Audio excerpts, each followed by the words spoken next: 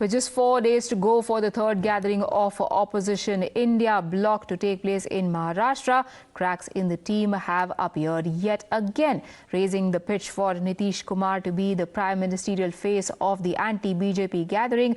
Bihar Minister and JDU leader Shravan Kumar has said that even though Nitish Kumar does not aspire to be the Prime Minister, people in Hindi heartland are discussing that Nitish is a worthy candidate for the post.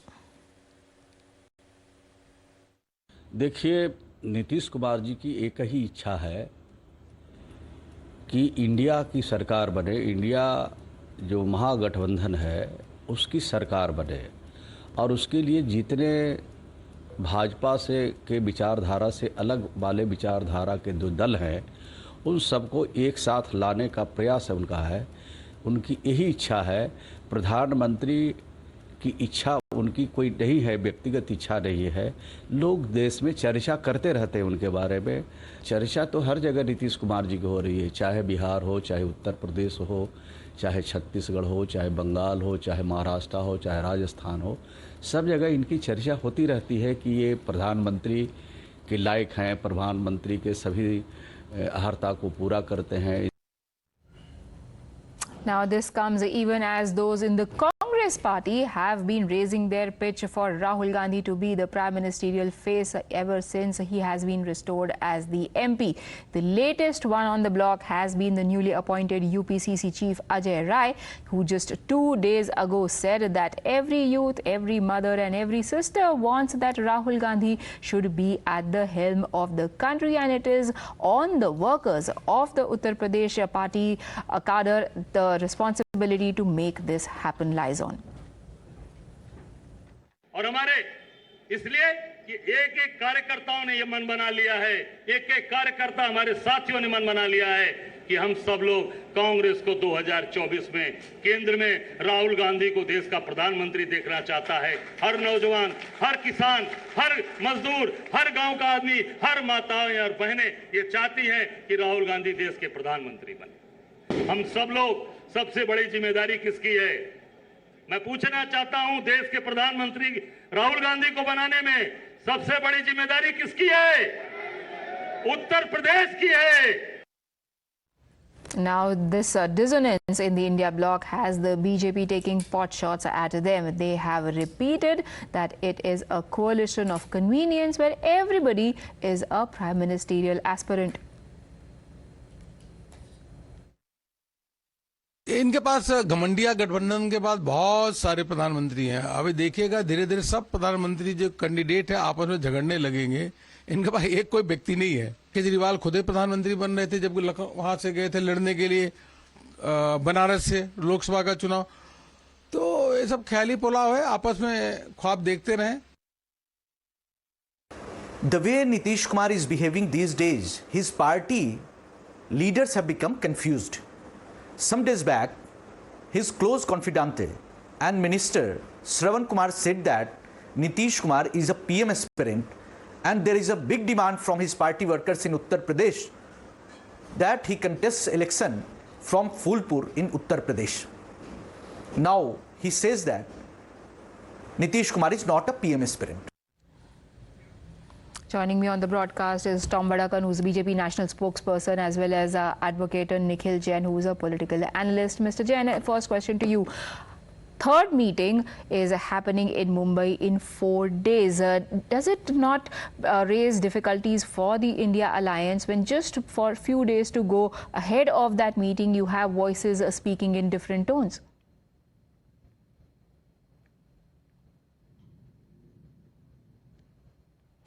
Sir, I think you are on mute.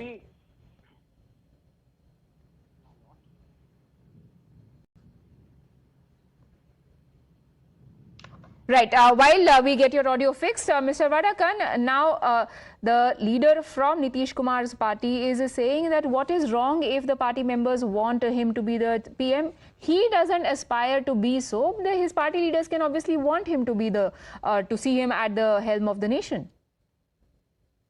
Well, nothing wrong in aspiring to become the Prime Minister, but I really am worried about the state of affairs in Bengal, in Bihar. Primarily because right now, about half an hour back, we heard about the attack on the courts in Samastipur. We also saw some visuals of firing at restaurants. Earlier, a journalist was killed.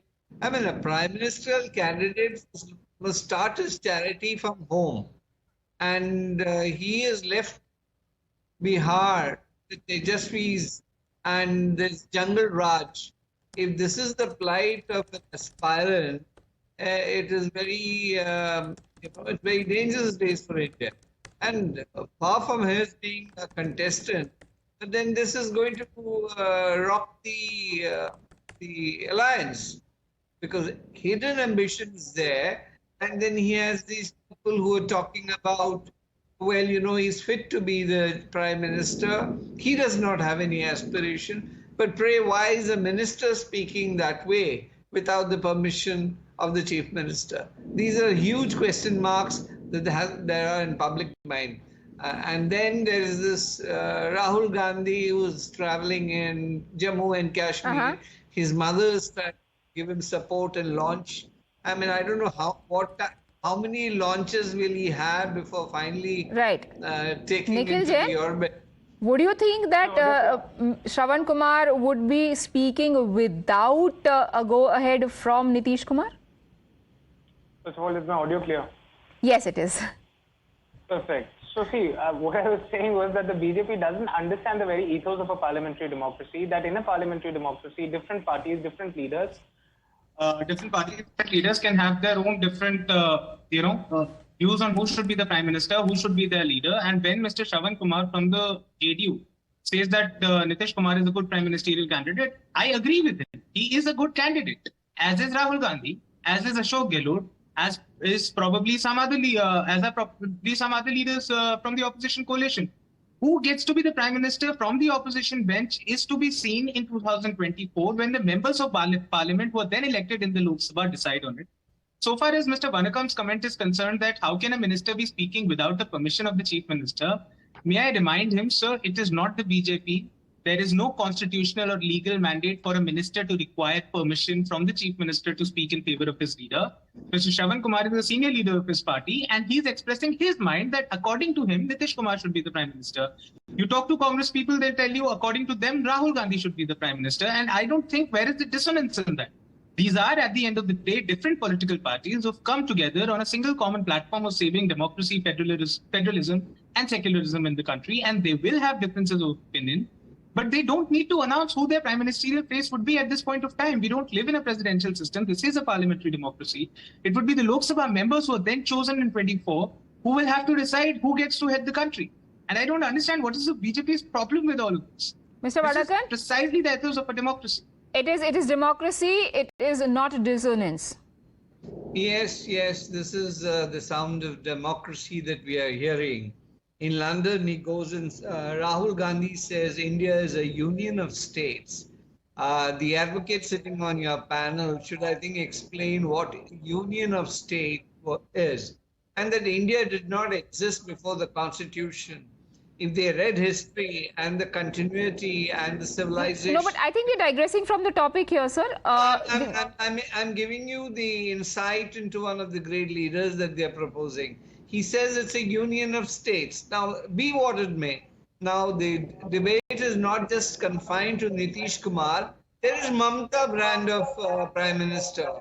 And, well, you know, I don't know what the Congress has to say. I saw their leader today on your channel was very critical of the explosion, the explosives that are happening in the state of Bengal. Now, these are very strong candidates indeed. When she's asked who's the first astronaut who went to space, she said Rakesh Roshan. And these are the kind of candidates, well, I mean, democracy is in full play. They have a full right to establish them. Nitish Kumar, when asked about this Chandrayaan issue, he had no clue. and the Rajasthan chief No, minister says, but I think well, it's more about perception. Nikhil Jain, you got off to a great start. The opposition, nobody would have expected that in just 2 meetings, what was started by Nitish Kumar at the helm would now concretize into such a solid front that it would be able to challenge the BJP. They are also taking stock from the reactions. It's clearly visible that they have realized the potential in this alliance as well. But does it not create a challenge for India itself that they are speaking in such voices? Because would it not be best for the India alliance itself to go as one voice as they meet in Mumbai? Yeah, it depends on what voice are we talking about. When we talk about the core ideological voice of the alliance, everybody has to speak the same tune. If they don't, we know that there is a dissonance in the alliance. But when you talk about nitty-gritties like this, who will contest from where, how many seats a particular party will get in a particular state, who is the PM face in a parliamentary democracy, all of these things do not matter. What matters is that they have a common minimum program. They are fighting to save democracy in the country. And are they together on that front? And that they are. And that is the most important thing for your viewers right now. Okay. May I also bring the attention of your viewers to a Mood of the Nation poll that was recently done. 41% of the people have showed their faith in 41% of the people have showed their faith in the India alliance and 43% in the NDA alliance. Notice how the numbers have starkly tilted in favor of the India alliance. I'm not saying that the India alliance is ahead of the NDA alliance at the moment, but yes, they have closed in the gap. The trend is that Rahul Gandhi is being accepted as a Prime Ministerial candidate with more fervour. The India alliance is being accepted with more fervour. The Congress party is being accepted with more fervour. And that is why the BJP has to come around with all of these stupid allegations and stitch up a coalition of 38 parties where 24 parties don't even have a single member in any legislative house of the country. And that is what the BJP's game plan right now. Mr. Vadakkan, BJP doesn't need to worry about what the game plan of India is going to be. It's your nervousness that is betrayed by the statements that you make and the pot shots that you take. Well, he talked about the favor, but I thought it's a flavor.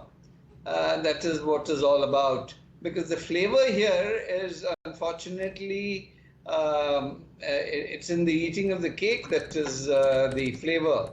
And this gentleman has no clue where India is today. And he says there are some statistics that shows that it's being narrowed down. I mean, which world are you living in? Today, the whole nation has seen Modi ji as the next incumbent.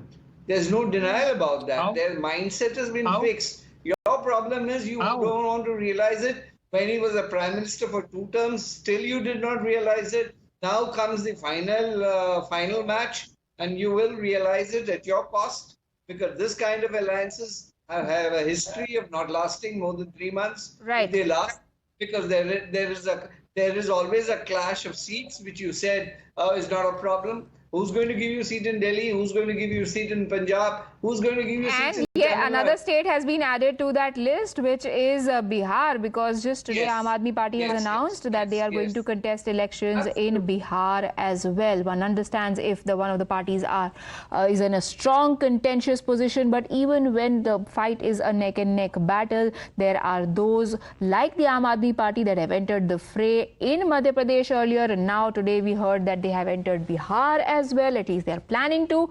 Who is it going to add to the woes of? We will keep a keen eye out for that. Thank you, gentlemen, for joining me. Taking a very quick break.